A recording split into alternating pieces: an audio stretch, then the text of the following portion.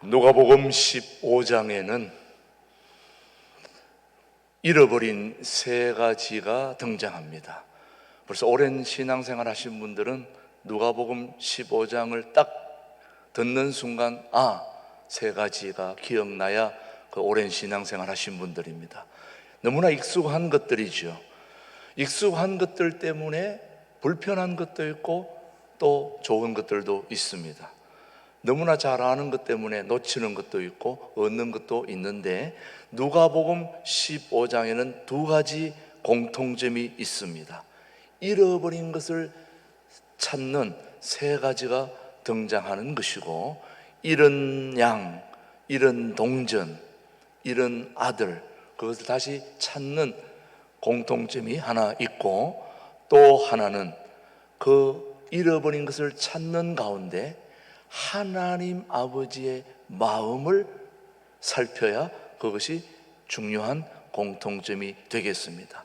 두 가지, 잃은 양과 잃은 동전은 찾아 나서는 것인데, 마지막 하나의 차이점은 잃은 아들은 찾아 나서는 게 아니라 기다린다는 차이점이 있다는 것이죠.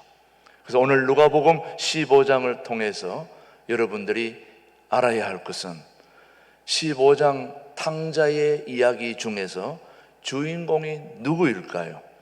집 나간 탕자입니까? 아버지입니까? 자, 주인공이 누구일까요? 우리는 영화를 볼 때 주인공이 누군가 늘 살피게 됩니다. 왜냐?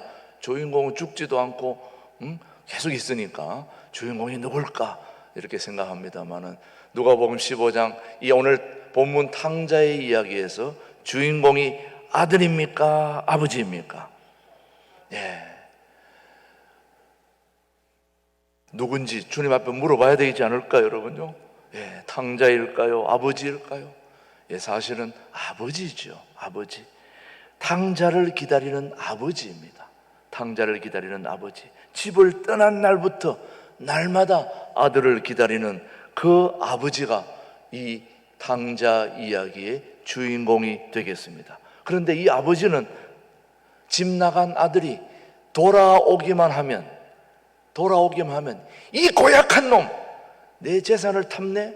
네가 내 재산을 가지고 나가서 잘 되는가 보자. 두고 보자. 너 잘 되는가 두고 보자. 들어오기만 해봐라. 내가 이 몽둥이를 가지고 네 다리 몽둥이를 분질러 놓을 테니까. 이렇게 하는 아버지가 아니라는 거예요. 집 나간 아들이 돌아왔을 때, 나갔을 때부터 돌아오기만 해봐라, 이런 아버지가 아니라, 벌을 주기 위해서 기다리시는 그런 아버지가 아니라, 아들이 돌아오면 어떻게 맞이할까? 어떻게 은혜를 베풀까? 내가 가진 것을, 가장 좋은 것을 어떻게 줄까? 이렇게 앞뒤 가리지 않고 사랑을 베풀려고 하는 것이 우리 하나님 아버지의 마음인 거죠. 오늘 제가 여러분에게 말씀하고 싶은 것은, 집 나간 아들이 돌아오기만 하면 그냥 앞뒤 가리지 않고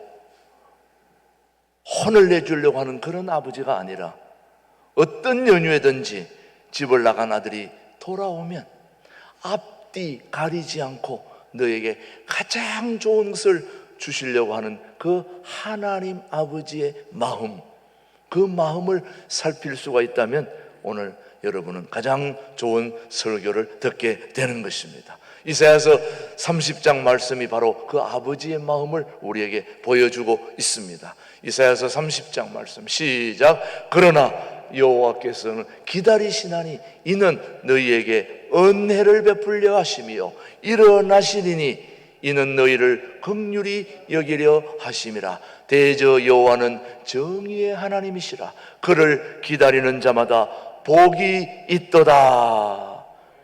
바로 우리 아버지의 사랑입니다. 앞뒤를 가리지 않고 복을 주시겠다는 거잖아요.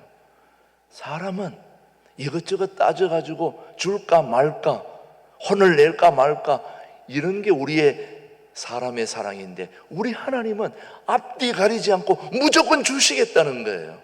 사랑을 주시겠다는 거예요. 복을 주시겠다는 거예요. 그런데 우리의 비극은 탕자처럼 은혜를 베풀기를 원하시는 그 하나님의 마음을 모른다는 것입니다. 거기에 오늘 우리의 비극이 있는 것입니다. 이렇게 마음껏 베풀고 주시려고 하는 그 하나님 아버지의 마음을 살피지 못하는 것이 오늘 저와 여러분의 가장 큰 핸디캡이고 문제점인 것입니다. 오히려 하나님을 멀리하면 더욱 행복할 거라고, 그리고 은혜를 사모하기보다는 거부하는 것이 우리 인간의 본성이기도 하지요. 그럼에도 불구하고 인간은 하나님의 은혜를 체험할 때 변화되고 새로워지는 거죠, 여러분. 우리 인간이 때로 하나님의 은혜를 배척하고 멀리하고 그런 인간의 본성이 있지만, 그럼에도 불구하고 우리의 삶의 변화와 또 새로운 경험은 하나님의 은혜를 체험해야 된다는 것이죠. 하나님을 만나야 된다는 것이죠.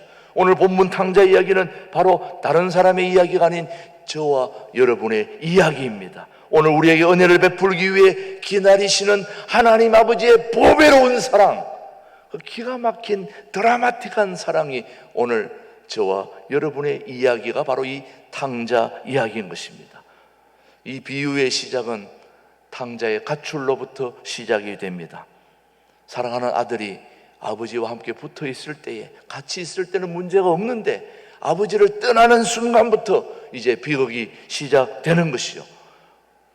여러분, 무엇이 탕자의 문제이고 그의 생애를 불행하게 만들었는지 오늘 그 원인을 한번 추적해 보려고 하는 것입니다. 모든 죄의 뿌리는 조급함에 있다는 걸 여러분 알아야 됩니다. 뭐에 있다고요? 조급함에. 탕자의 아버지가 돌아가시지도 않았는데 아버지에게 유산을 달라고 합니다. 기다리면 언젠가 받게 될 유산인데 기다리지 못하는 그 조급함 때문에 이제 죄의 뿌리가 시작이 되는데, 오늘 본문 누가복음 15장 11절 12절 말씀 우리 한번 같이 봅시다. 또 이르시되, 시작. 또 이르시되 어떤 사람에게 두 아들이 있는데 그 둘째가 아버지에게 말하되, 아버지여, 재산 중에서 내게 돌아올 분깃을 내게 주소서 하는지라 아버지가 그 살림을 각각 나눠 주었더니. 아직 아버지가 돌아가셨어요? 안 돌아가셨어요? 안 돌아가셨어요. 그대로 있는데도 불구하고 자기 재산을 달라고 그럽니다. 참, 아버지도 좋은 것이 달란다고 또 그냥 바로 주는 아버지. 오늘 그 아버지를 만나는데 오늘 여기서 바로 문제는, 둘째 아들의 문제는 바로 조급함입니다. 아버지의 유산은 그냥 가만히 있으면 돌아오게 되어 있습니다. 시간이 지나면 오게 되어 있는 겁니다. 그런데 오기도 전에 먼저 죽지 않은 아버지로부터 재산을 달라고 하는 이 아들의 조급함, 이 조급함이 바로 죄의 뿌리고 시작인 것입니다.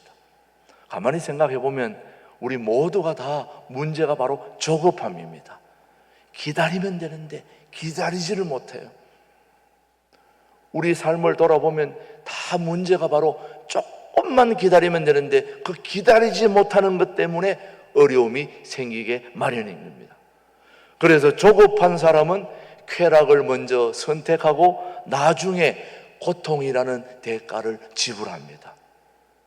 바로 조급함 때문에 조급한 사람은 쾌락을 먼저 선택하고 나중에 고통이라는 대가를 지불하게 되죠. 그런데 기다릴 줄 아는 사람은 먼저 고통을 선택하고 나중에 즐거움을 누리게 되는 거죠.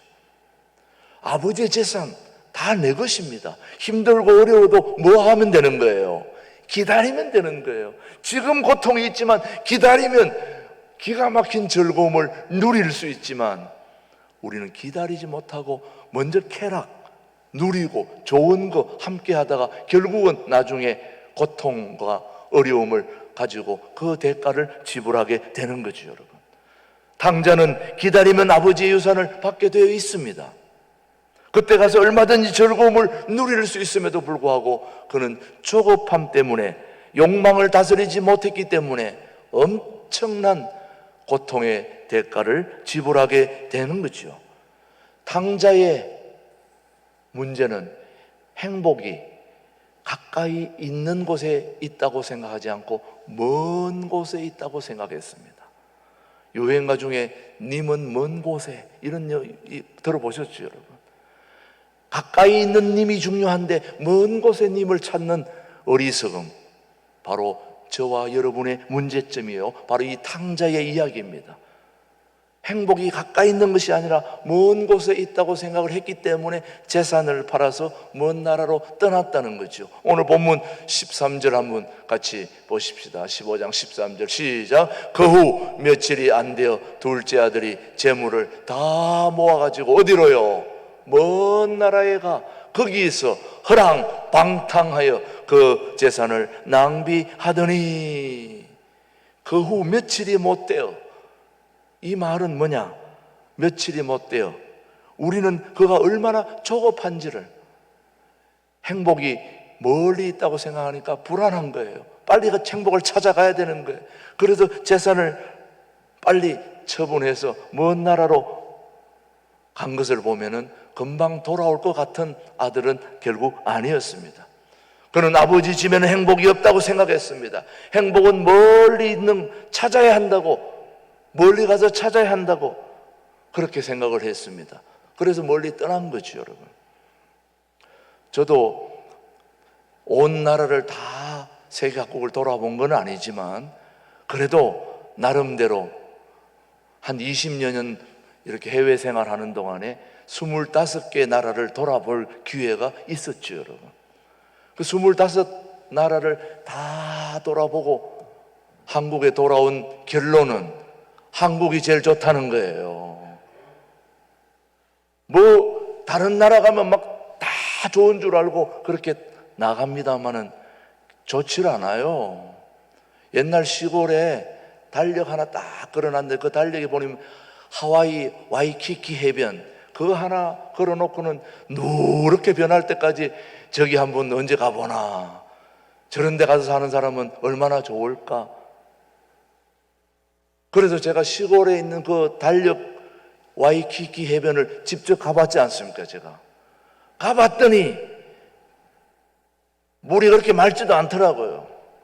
사진만 그럴듯하게 돼 있지 진짜는 그렇게 좋지 않아요.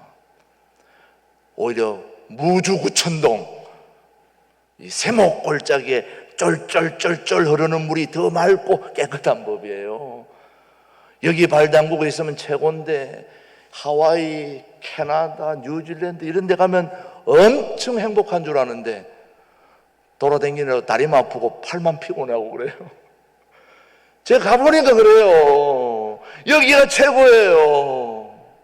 최고인 여기가, 행복이 바로 여기 있는데 멀리 가면 뭐가 있을 줄 알지만 행복은 가장 가까운 곳에 있는 것입니다. 탕자는 나중에야 그가 찾던 행복이 바로 아버지 집에 있었다는 사실을 깨닫게 됩니다, 여러분. 돌아오고 나서야 진정한 자유는 아버지 집을 떠나는 것이 아니라 아버지 집안에 거할 때 경험할 수 있다는 것을 여러분 꼭 기억해야 된다는 말씀입니다. 해외를 얘기했지만은 해외 아닌 우리 국내에서도 동해, 서해, 남해 갈 것이 아니라 바로 이 성전, 이 자리가 제일 시원한 자리예요. 제일 행복한 자리예요. 저는 멀리 4층까지 올라가니까 뜨거워 죽겠어요. 1층 내려오니까 여기가 딱 제일 시원한 거예요. 아버지 하나님께 예배하는 이 자리가 가장 행복한 자리예요. 기쁨의 자리인 것입니다. 이 진리를 주일학교 때부터 다니면서 몰랐고 오늘 이렇게 알았다는 거예요. 15장 읽으면서 이 아들이 멀리 나가면 행복이 있는 줄 알았더니 그게 아니라 바로 여기 있다는 걸 모르는 거예요. 탕자는 제정신이 들었어요. 이제 제정신이 들었어요. 먼 곳에 행복이 있고 자유가 있을 것이라고 생각해서 나가봐서 돈 다 쓰고 탕진하고 보니까 17절 말씀 오늘 뭐라고 했는지 한번 읽어보십시오. 17절 자 한번 시작. 이에 스스로 돌이켜 이르되 내 아버지에게는 양식이 풍족한 품꾼이 얼마나 많은가. 나는 여기서 뭐한다? 줄여 죽는구나. 한마디로 굶어 죽는다는 얘기예요. 아버지 거 팔아가지고 와서 뭐 평생 살 것 같았는데 가보니 잠시 쓰고 나니까 돈이 똑 떨어지니까 누구 생각납니까? 부모님 생각나는 거죠. 아버지 생각나는 거죠. 아버지 집에 가면은 내가 지금 얼마나 잘 먹고 하는데 내가 여기서 굶어 죽게 생겼다. 여러분, 집 떠나면 굶어 죽는 것입니다. 아버지 집을 떠나면 죽는 것입니다. 아버지 집에 있어야 되는 것입니다. 이 기가 막힌 진리. 이때 탕자가 제정신이 들고 나니까 아버지 집이 생각난 거예요. 제정신이 안 들었을 때는 몰랐는데 제정신이 들고 나니까 아버지 집이 최고구나. 그래도 아버지 집에 빌부터 사는 게 최고구나. 밖에 나가보니까 잘해줄 것 같았는데 있을 때는 잘해주지요. 요거 있을 때는 잘해주는 겁니다. 여러분, 내 주머니 여기 있으면 사람들 다 잘해줘요. 요거 똑 떨어지면 잘 안 해줍니다. 그러나 우리 아버지는 앞뒤 가리지 않고 이게 있거나 없거나 관계없이 우리 아버지는 늘 우리를 챙겨주시는 하나님이 우리 하나님이십니다. 오늘 그 하나님의 사랑을 여러분에게 말씀드리고 싶은 거예요. 그래서 탕자는 어차피 이래 주거나 저래 주거나 마찬가지인데 아버지 집에 가서 죽는 게 낫겠다. 18절 20절로 한번 보십시오. 여러분, 내가 일어나 18절 20절 시작. 내가 일어나 아버지께 가서 이르기를 아버지, 내가 하늘과 아버지께 뭐를 지었사오니? 죄를 지었사오니 지금부터는 아버지의 아들이라 일컬음을 감당하지 못하겠나이다. 나를 품꾼의 하나로 보소서 하리라 하고. 지금 이제 잘못을 뉘우치고 깨닫고 이제 아버지 집에 돌아가려니까 이 잘못했다는 것도 연습을 좀 해야 되거든요. 그냥 하면 안 돼요. 이 지금 연습하는 장면이에요. 이제 아버지 집에 돌아가서 아버지, 나를 품꾼으로, 옛날에는 아들이었는데 이제는 아들도 필요 없습니다. 그냥 아버지 집에 한 곳에 그냥 붙어 있기만, 빌부터, 요거는 붙어가 아니고 빌부터 그냥 붙어 있기만 해주세요. 요걸 지금 얘기하고 있는 겁니다. 다시 말하면 오늘 여기서 중요한 아버지께로 돌아갔다. 아버지께로 돌아갔다. 참 중요합니다. 그래서 여러분, 인생에서 중요한 것은 속도보다 방향입니다. 우리 인생에서 가장 중요한 게 빨리 가는 게 아니라 방향이 중요합니다. 방향. 여러분, 우리는 어떻게든 뭔가 빨리 가서 뭘 해보려고, 목적지에 빨리 도착해서 뭘 해보려고 그러는데 빨리 가봐야 소용이 없어요. 어차피 우리는 가게 돼 있어요. 가는데 중요한 거는 어디로 가느냐가 중요한 겁니다. 그래서 속도보다 더 중요한 게 뭐라고요? 방향이 중요하다. 제가 언젠가 한번 오래전입니다. 시애틀에 우리 홍 장로님이라고 살고 계시는데 그 장로님 집에 한 며칠 머물 기회가 있었습니다. 그래서 시애틀 그 환경이 좋은 그 장로님 집에 있는데 호수도 있고 막 기가 막힌 거예요. 그래도 더 좋은 것을 좀 구경하려고 제가 그 지리도 잘 모르는데도 불구하고 차를 끌고 나간 거예요. 끌고 나가서 돌아다니면서 기름도 넣고 이렇게 주변을 보고 오는데 집으로 돌아와야 되는데 이상하게 집으로 오르던 방향이 아니고 엉뚱한 데로 계속 가는 거예요. 그게 아니다 하면서도 계속 달렸지. 또 신이 나가지고 열심히 달리다 보니까 길이 너무 좋아가지고 막 달리다 보니까 아무래도 아닌 것 같아. 내가 물어봤더니 시애틀에 내가 있는데 캐나다로 계속 가고 있는 거 있죠, 여러분. 제가 그래가지고 얼른 그 상태에서 캐나다로 가고 있는데 속도를 더 내면 어디로 갑니까? 캐나다로 가는 거잖아요. 내가 가는 거는 시애틀로 다시 돌아와야 되는데 엉뚱한 데로 더 빨리 달려가게 되는 거예요. 그래서 얼른 알고부터는 방향을 바꾸었지요. 시애틀로. 안 그러면 캐나다로 가면 안 되잖아요. 아유, 정신이 아찔하더라고요. 그냥 갈 뻔했어요. 얼른 방향을 바꿔가지고 다시 시애틀로 돌아왔습니다.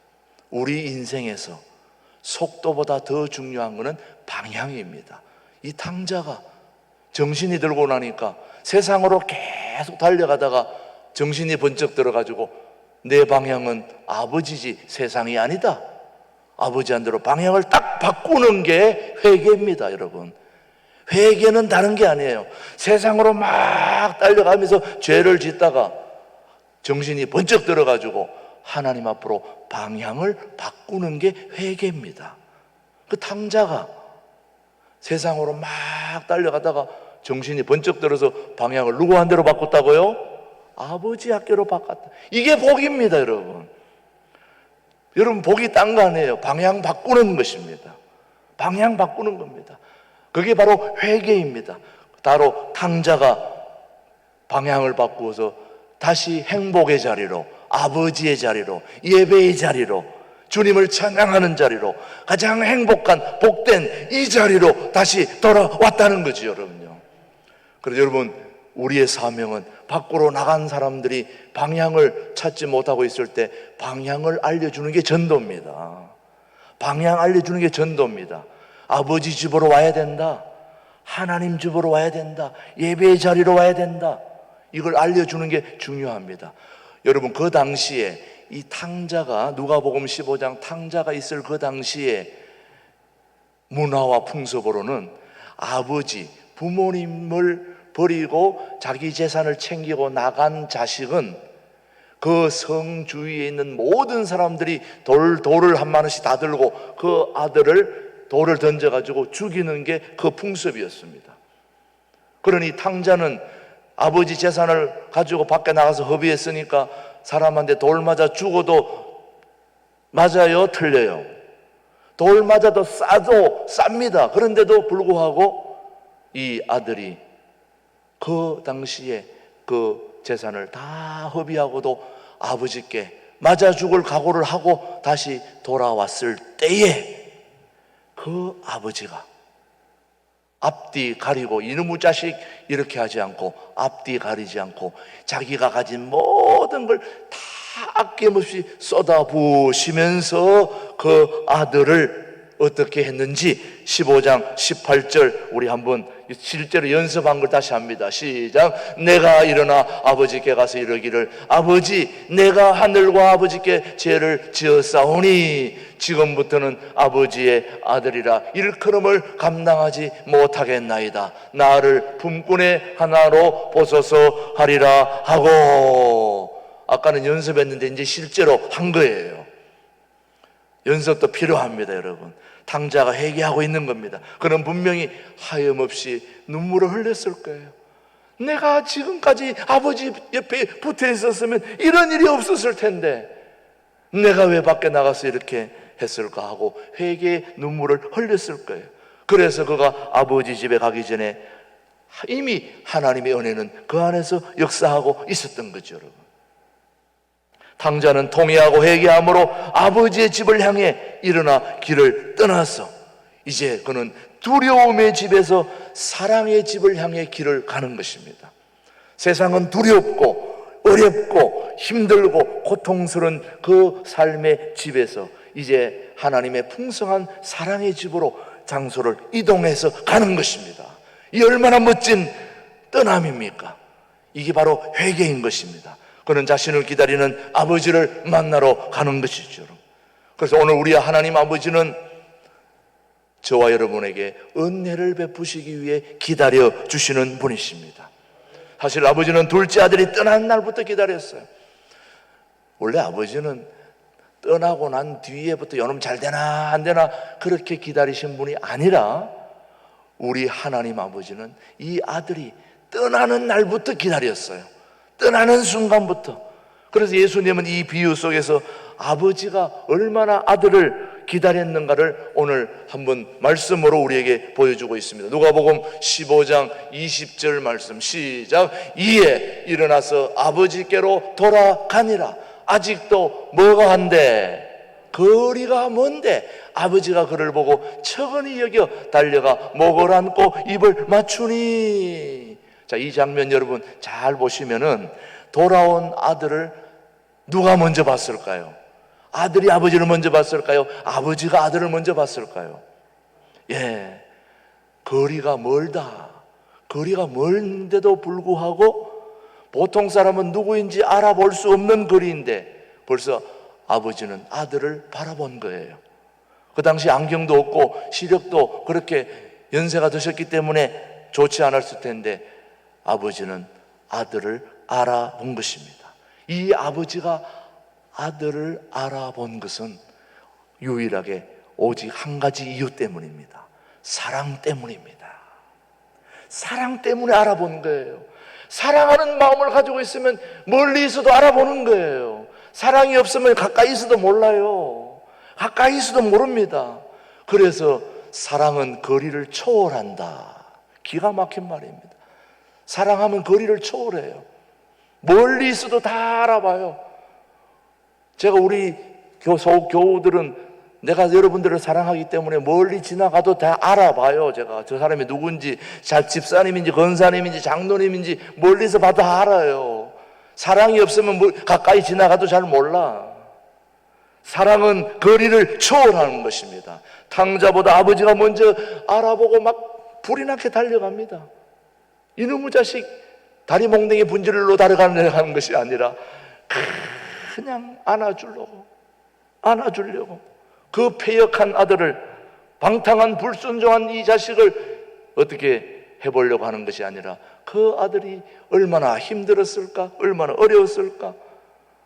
그 당시에 잘못한 아들을 어떻게 해야 되는지 아까 제가 말씀드렸는데, 실제로 신명기 21장 그 당시 어떤 문화였는지 한번 읽어봅시다. 시작. 사람에게 완악하고 패역한 아들이 있어 그의 아버지 말이나 그 어머니의 말을 순종하지 아니하고 부모가 징계하여도 순종하지 아니하거든. 그의 부모가 그를 끌고 성문에 이르러 그 성읍 장로들에게 나아가서 그 성읍 장로들에게 말하기를 우리의 이 자식은 완악하고 패역하여 우리 말을 듣지 아니하고 방탕하며 술에 잠긴 자라 하면 그 성읍의 모든 사람들이 그를 돌로 쳐 죽일지니 이같이 너가 너희 중에서 악을 죄하라. 그리하면 온 이스라엘이 듣고 두려워하리라.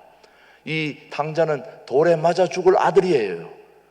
그런데 그런 상황 속에 있는 아들이 돌아왔을 때에 아버지는 그 모든 거 앞뒤 가리지 않고 그를 최고의 아들로 그렇게 그를 맞이하고 그에게 가지고 있는 모든 걸 아낌없이 쏟아 부어주신 그 하나님 아버지의 마음, 오늘 살아계신 하나님 우리 아버지의 마음인 것입니다.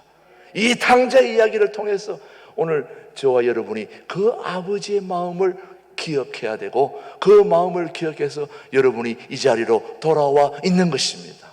오늘 여러분에게 정말 앞뒤 가리지 않고 자기의 모든 걸 다 쏟아 부어주시는 그 주님의 넉넉한 사랑이 저는 우리는 오늘 신광두레교회 모든 교우들을 붙들고 있는 줄로 믿습니다.